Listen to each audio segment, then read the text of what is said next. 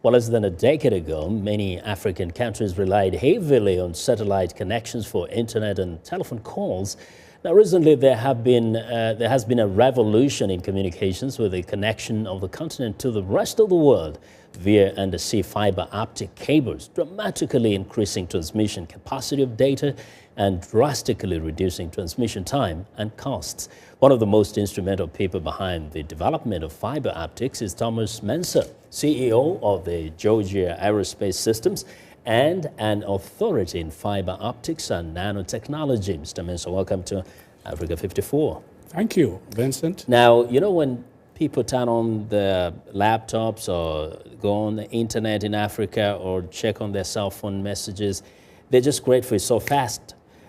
What is fiber optics and how does this enable that kind of communication to be faster and more efficient? Yeah, Vincent, fiber optics is really a very, very, very thin glass that people don't see because they always see the cable. That's right.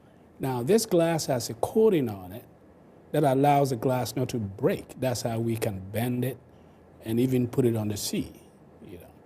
So when fiber optics was being developed in the laboratory in Corning Glass Works, it stayed in the laboratory for 15 years till I got there. Yeah. So you didn't just study this, but actually you have invented and patented quite a number of things that are related to fiber optics. Exactly. I was actually one of the 4 creators of this technology. Now, fiber optics is probably one of the most important innovations in this century. You know, the idea to use lasers to send Facebook pictures to your tablet, to your cell phone, that whole concept started somewhere in 1972.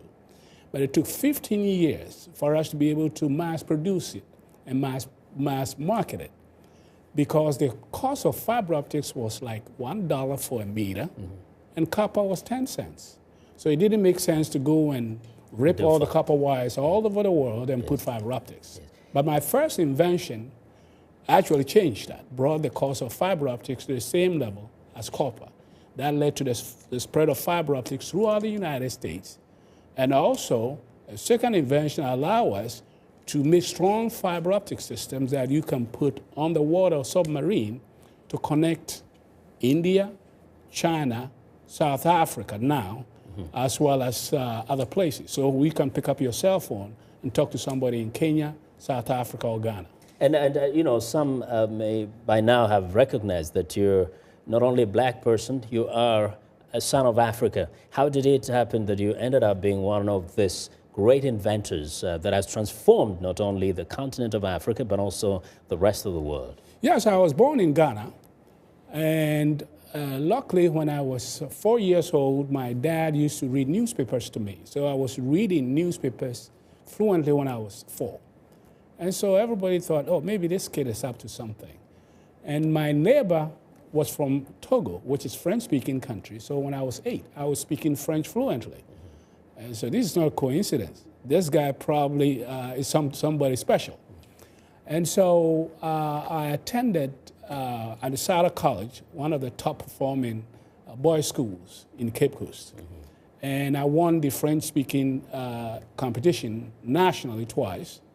And the French were, of course, watching me and said, oh, maybe this is a guy we can send to France. And you spent some time in France, and I know that. Exactly. But about all the inventions, you've actually put it in a book, too, to kind of explain how it all happened and all the inventions that you have managed to patent up to this point. How many are they? Well, I received 7 patents in 6 years. Normally, it takes people 10 to even get one. So the 7 patents in 6 years are all in fiber optics, really transform fiber optics processing. But I have probably about 14 patents in general in nanotechnology and other areas. And as you see later when we talk about it, I'm also creating what is called the first Black Disney World. Oh, great. And there will be fiber optics in this park. And as we talk about it, it's an exciting thing, you know, which I'll bring up because we will redo the Mid Passage right. You know, how Great. slaves got here. We'll talk about that when we And get there. yeah, when we get to our other conversation after this show. Sure. Thank you very, very much, Mr. Mensah, and thanks for the book. I hope we will be able to read and know so much more about you. Well, Thomas Mensah is one of the great inventors of this world, the son of Africa.